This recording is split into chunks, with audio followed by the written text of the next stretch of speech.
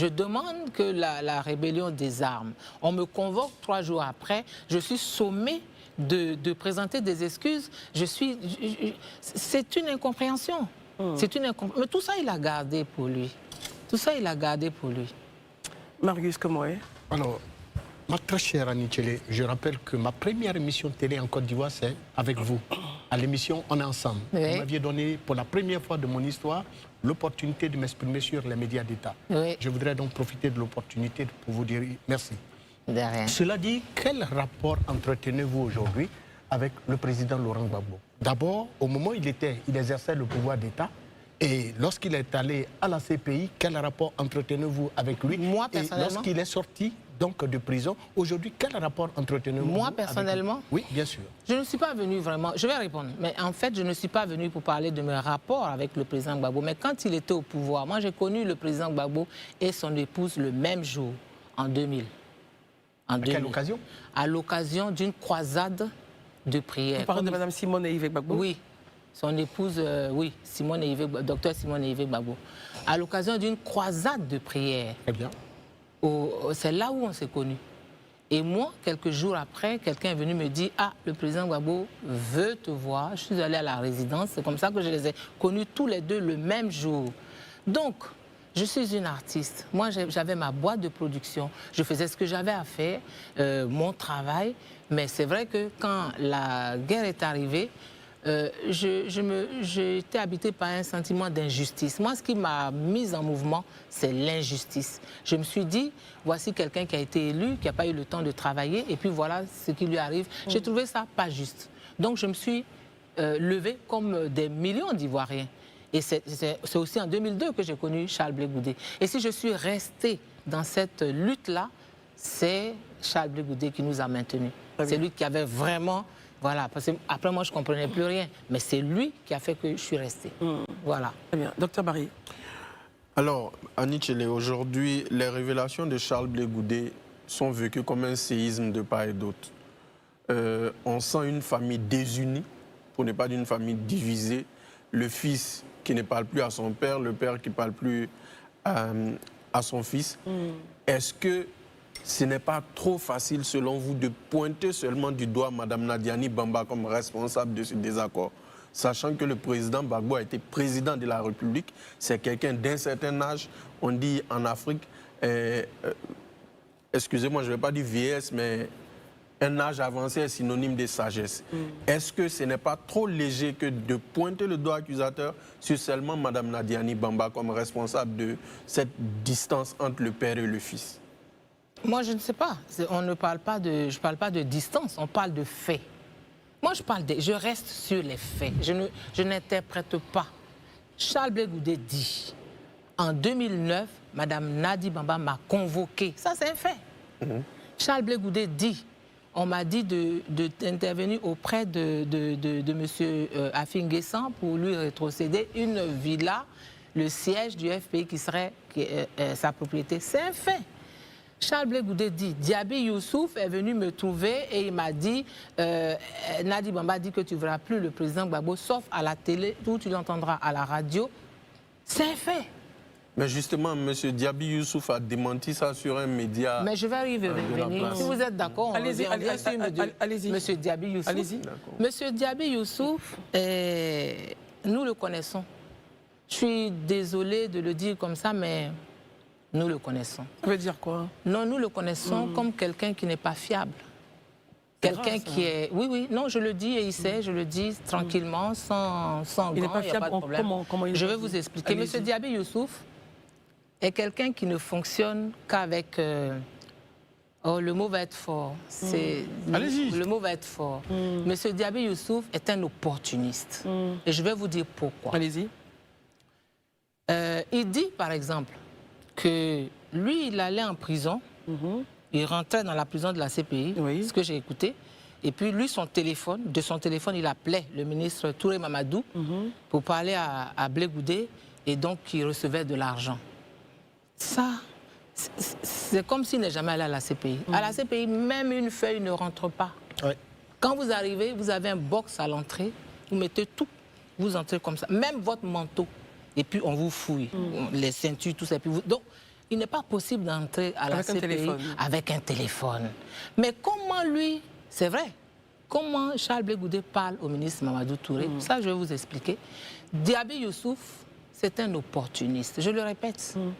Donc le ministre Mamadou Touré est à Paris. Et Diaby Youssouf fait mains et pieds pour le rencontrer. Moi, je parle, il y a des témoins. Le ministre Touré Mamadou, il est vivant.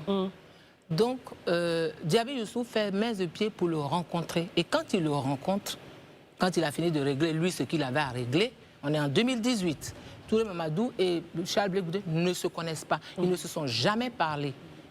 C'est lui qui lui dit « Ah, je vais appeler mon patron Blé Goudé et puis tu vas lui parler. C'est comme ça qu'il appelle Blé Goudé.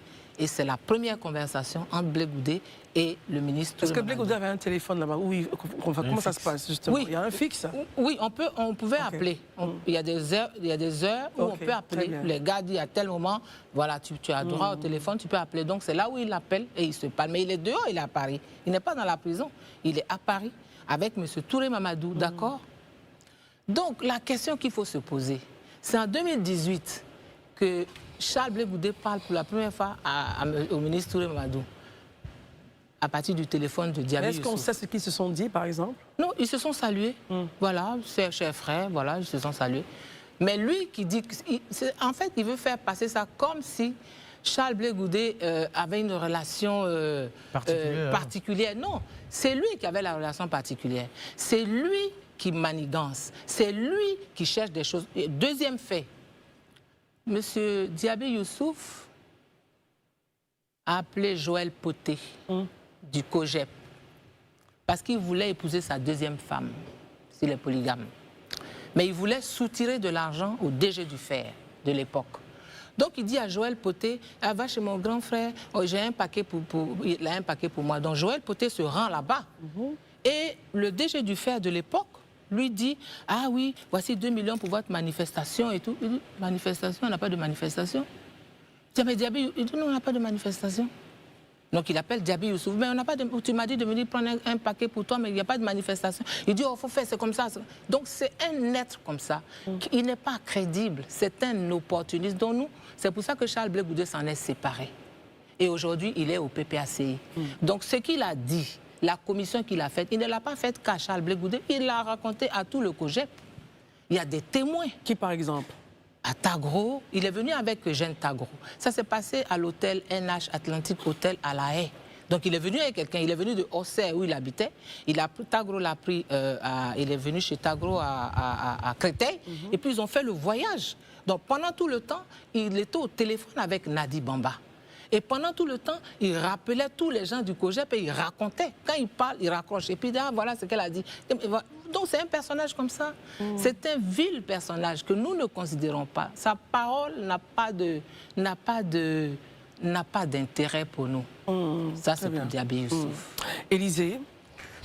OK. En tout cas, merci beaucoup à Mme Thielé d'être sur notre plateau. Je pense que je le disais il y a de cela quelques jours, je crois 72 heures, je dis que notre pays a droit à la vérité. Merci, vous avez dit que vous prenez l'engagement de dire toute la vérité. Je voudrais revenir sur ce fait qu'a évoqué Blé Goudé, que vous avez repris ici, notamment cette rencontre au domicile de Mme Nadiani Bamba, au cours de laquelle Blé Goudé aurait présenté des excuses. Vous côtoyez Blé Goudé depuis 23 ans, vous êtes avec lui. Première question, c'est en 2 volets. Première question, pourquoi, dès cet instant où Blé Goudé a été face à cette situation, a vécu cette scène, a-t-il décidé de se taire sur cette scène quand il sait que c'était important pour les Ivoiriens de savoir comment était dirigée la République, ce d'autant plus que c'était un dysfonctionnement de la gestion de la République. Le président de la République, on le sait, a 2 endroits qui lui sont spécifiques où il peut régler les problèmes étatiques, soit son domicile, soit le palais présidentiel. Pourquoi, dès cet instant, Blé Goudé décide de faire table rase et de se taire et de ne pas en parler? C'est un.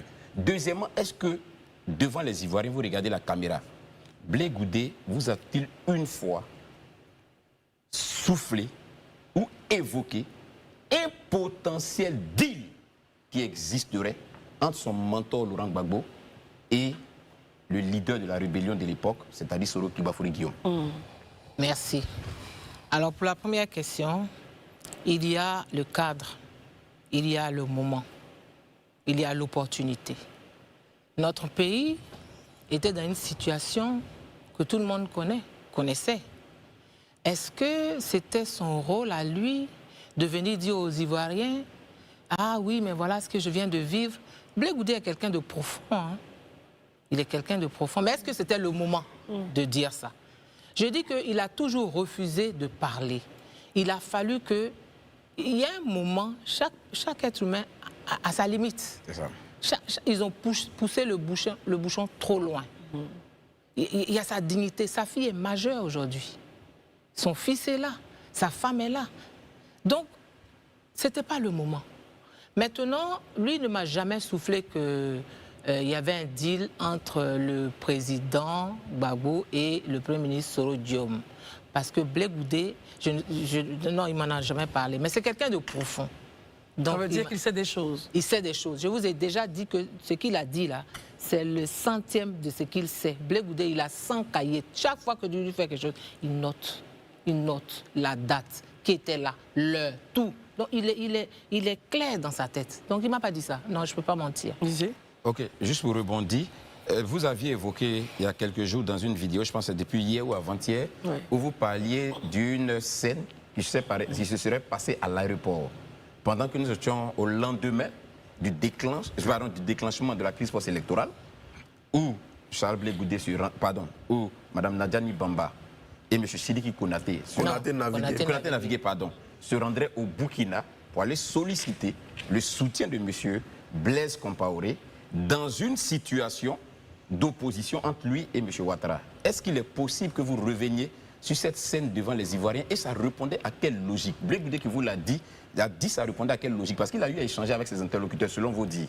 Oui, il a échangé avec eux. Je ne sais pas s'il faut revenir. Je l'ai dit et c'est vrai. Est-ce que ça a été démenti? Est-ce que ça a été démenti? Vous avez dit quoi pour ceux qui n'auraient pas suivi? J'ai dit qu'au lendemain de la déclaration de l'ancien président du Conseil constitutionnel, feu Bakayoko. Non, Bakayoko. Non, la CEI, le président de la CEI. Oui, voilà, l'ancien président de la CEI, Youssouf Bakayoko. Il avait dit il n'est pas encore minuit. D'accord? Il n'est pas encore minuit. Et c'est le lendemain donc, que cette scène se passe à l'aéroport où il y a Konaté Navigué et Mme Nadi Bamba qui prennent l'avion présidentiel pour aller solliciter l'aide du président, l'ex-président burkinabé Blaise Compaoré, au fin de venir aider son frère.